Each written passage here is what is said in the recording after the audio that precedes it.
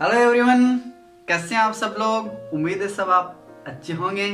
चलिए इस वीडियो में हम बात करते हैं व्हीटस्टोन ब्रिज, जो आपकी unit number second current electricity का चैप्टर है। एक इलेक्ट्रिक सर्किट उसका टॉपिक है। तो चलिए यहाँ पर समझते हैं कि व्हीटस्टोन ब्रिज क्या होता है।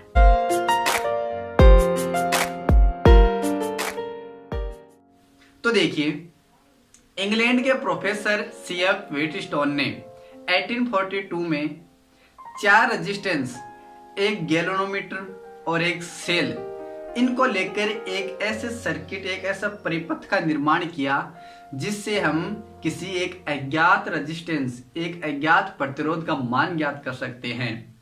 तो उसे हम क्या कहते हैं? व्हीटस्टोन ब्रिज कहते हैं। ओके, चलिए यहाँ पर समझिए। व्हीटस्टोन ब्रिज देखने में कुछ ऐसा होता है, ठीक है, जिसके अंदर ये 4 क्या लगे होते हैं? रेजिस्टेंस लगे होते हैं, और यहाँ पर इनके बीच में गैल्वेनोमीटर कुंजी K2 लगी होती है, और इनके दोनों सिरों को हम बैटरी और कुंजी K1 से कनेक्ट कर देते हैं।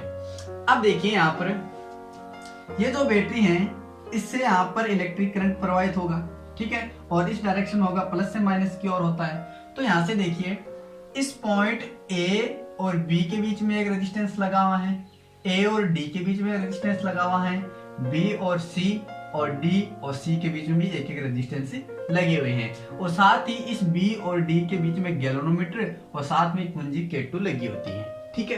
अब आगे देखिए, जैसे ही इसमें इलेक्ट्रिक करंट फ्लो होता है, तो यहाँ से इलेक्ट्रिक करंट जो है वो 2 भागों में विभक्त हो जाएगी, यानी आधी इधर और आधी इधर बह जाएगी। यानी इधर से जो प्रवाहित होगी, जो फ्लो होगी वो I1 होगी, और इधर से जो फ्लो होगी वो I2 करंट होगी। ओके, चलिए अब देखिए, जैसे फ्लो होगी तो इस पॉइंट पर आते ही I1 वापस इधर और इधर 2 भागों में विभक्त होनी चाहिए, लेकिन नहीं, यहां से केवल सीधे निकल जाएगी B से C की ओर, इस गैल्वेनोमीटर के अंदर नहीं आएगी। बताएंगे क्यों नहीं आएगी। और उसी प्रकार ये भी निकल जाएगी वो पॉइंट C से होते हुए। अब देखिए, इस पॉइंट B और D से इलेक्ट्रिक करंट क्यों यहाँ पर फ्लो नहीं होगी, यानी इस दिशा में क्यों नहीं जाएगी गैल्वेनोमीटर के अंदर। तो देखिए, इसके अंदर हम यहाँ पर एक ऐसी कंडीशन, एक ऐसा यहाँ पर निर्माण करते हैं सिचुएशन की, कि इस B और D पर जो इलेक्ट्रिक विभव है उसकी वैल्यू इक्वल हो जाए, बराबर हो जाए, समान हो जाए। यानी जब यहाँ पर विभव यानी पोटेंशियल की वैल्यू दोनों इक्वल हो जाएगी तो इलेक्ट्रिक करंट इसमें नहीं बहेगा। भाई, इलेक्ट्रिक करंट कहाँ बहता है? जहां पर निम्न विभव उस ओर बहता है, उच्च विभव से निम्न विभव की ओर बहता है हमेशा इलेक्ट्रिक, ठीक है। तो यहाँ से जब विभव ही दोनों तरफ पोटेंशियल जो इक्वल हो जाएगी तो इस ओर करंट जाएगा ही नहीं, केवल किधर जाएगा? सीधा निकल जाएगा। और इस अवस्था को हम कहते हैं व्हीटस्टोन की बैलेंस्ड अवस्था, संतुलित अवस्था। कब? कि जब इसमें करंट फ्लो हो रहा है और यहाँ सीधे ही इन चारों प्रतिरोधों से होकर निकले, इस अंदर वाले गैल्वेनोमीटर के अंदर नहीं निकले, तो इसको कहते हैं हम बैलेंस्ड व्हीटस्टोन ब्रिज कहते हैं। और तब उसमें गैल्वेनोमीटर के अंदर जो विक्षेप आएगा वो कोई विक्षेप नहीं आएगा, क्योंकि इसके अंदर जो इलेक्ट्रिक करंट वो प्रवाहित होगी ही नहीं। ओके, तो हम बैलेंस्ड ब्रिज के लिए लिख सकते हैं कि B पॉइंट पर विभव और D पॉइंट पर विभव क्या होता है? इक्वल होता है। ओके, चलिए अब मान लेते हैं 4 जो रेजिस्टेंस है, इन 4 में से हमें 3 की वैल्यू दे दे और 1 की वैल्यू पूछ ले कि क्या है। तब कैसे याद करेंगे?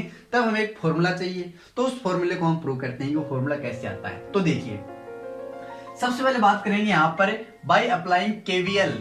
KVL का यहाँ पर क्या मतलब है? किरचॉफ वोल्टेज लॉ, जो हमने लास्ट वीडियो में पढ़ चुके हैं। नहीं आपने देखा तो जाके सबसे पहले वो वीडियो देखें। तो किरचॉफ लॉ के वोल्टेज लॉ है जो आपको जो सेकंड लॉ है, उसके अकॉर्डिंग हम किसी लूप ABDA, किसी भी लूप के लिए कोई इक्वेशन लिख सकते हैं, ठीक है। तो यहाँ पर लूप कौन सा ले रहे हैं?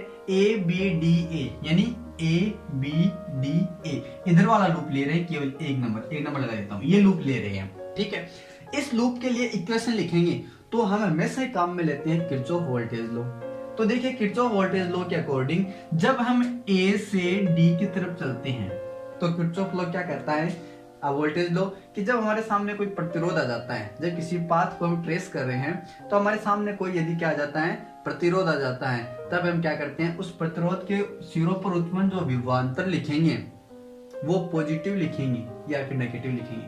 तो वो पॉजिटिव लिखेंगे यदि धारा की दिशा में आ रहा है, यानी इस धारा की दिशा जो है वो इसी दिशा में है और हम भी चल भी इसी दिशा में रहे हैं, तो इसका मतलब यहाँ पर जो आएगा उसके सिरों पर विभवांतर वो पॉजिटिव आएगा। यानी विभवांतर V इक्वल्स टू हम क्या लिखते हैं IR।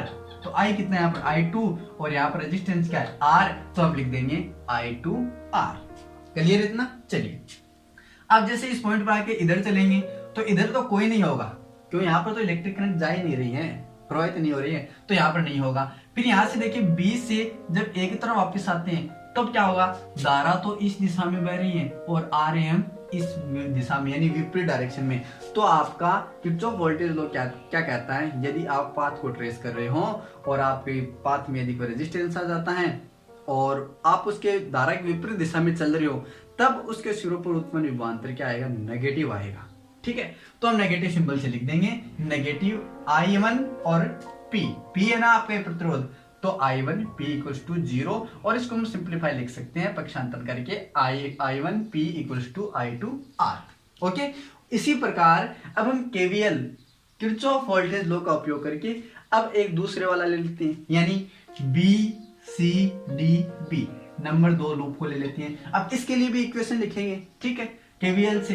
तो देखिए इसके लिए लिखेंगे तो सबसे पहले देखिए यहां से चलेंगे, यहाँ से B से C की तरफ चल लो, चाहे C के D की तरफ चल लो, यहाँ पर कोई फर्क नहीं पड़ने वाला है। तो चलिए देखिए यहाँ पर C से D की तरफ चलेंगे, धारा क्या पॉजिटिव दिशा में जा रही है क्या, ठीक है, यानी यहाँ पर धारा I2 आ रही है और क्या है S है, तो नेगेटिव I2S। और यदि हम यहाँ से आप इधर जाएंगे तो इधर कोई करंट फ्लो नहीं हो रहा है, तो यहाँ से कोई वैल्यू नहीं आएगी। और B से जब C की तरफ जाएंगे तब क्या होगा, धारा की दिशा में जा रहे हैं, तब प्लस का क्या आ जाएगा, यहाँ धारा I1 आ रही है तो I1Q, तो ये आ जाएगा I1Q।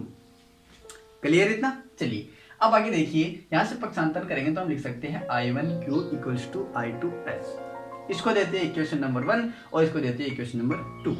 अब इक्वेशन 1 और 2 से हम क्या लिख सकते हैं, ये देखिए I1 upon I2 equals to क्या लिख सकते हैं P अपॉन R, और यहाँ से क्या लिख सकते हैं S अपॉन Q, ठीक है, R अपॉन P और S अपॉन Q, ये हम लिख सकते हैं। ओके, अब ये लिख सकते हैं तो ये दोनों इक्वल होंगे, ये भी इक्वल क्या हो जाएगा हमारे पास, ये भी हमारे पास इक्वल हो जाएंगे, यानी P upon Q equals to R upon S।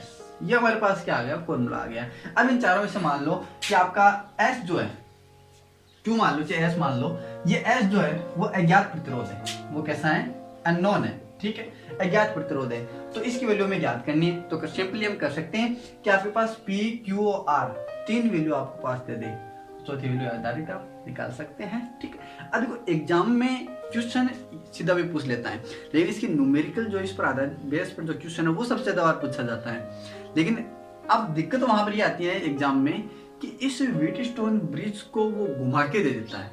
अब इस प्रकार का सर्किट बना देता है, हालांकि होता वो व्हीटस्टोन ब्रिज है, लेकिन उसको पहचानने में गलती कर देते हैं कि व्हीटस्टोन ब्रिज क्या है। तो आप ध्यान रखोगे कि उसके अंदर 4 प्रतिरोध होंगे। ऐसे कई बार क्या होता है कि कई बुक में मिल जाता है, फिर कई पढ़ा भी देते हैं कि यहाँ पर गलत नहीं, हालांकि वो भी कि गैलोनोमीटर कुंजी की जगह यहाँ पर गैलोनोमीटर की जगह एक रेजिस्टेंस और जोड़ देते हैं। कोई बात नहीं है, वो भी सेम ही चीज है। तो आपको 4 ऐसे प्रतिरोध दिख जाएं कहीं पर, तो उसको थोड़ा व्यवस्थित करके देख लेना कि इस प्रकार ये तो लगभग श्रेणी क्रम में बनेंगे और ये दोनों दो जो समांतर क्रम में बनेंगे, ठीक है। तो उस क्वेश्चन को समझ देखोगे आप और यहाँ पर पहचानोगे कि ये व्हीटस्टोन ब्रिज है और उसको सरल करोगे उस क्वेश्चन को इस फॉर्मूले से। ओके, तो आई होप कि आपको वीडियो पसंद आया होगा। वीडियो को पसंद आया है तो वीडियो को लाइक अपने दोस्तों के साथ शेयर करें। मिलते हैं अगले वीडियो में। Take care and bye bye.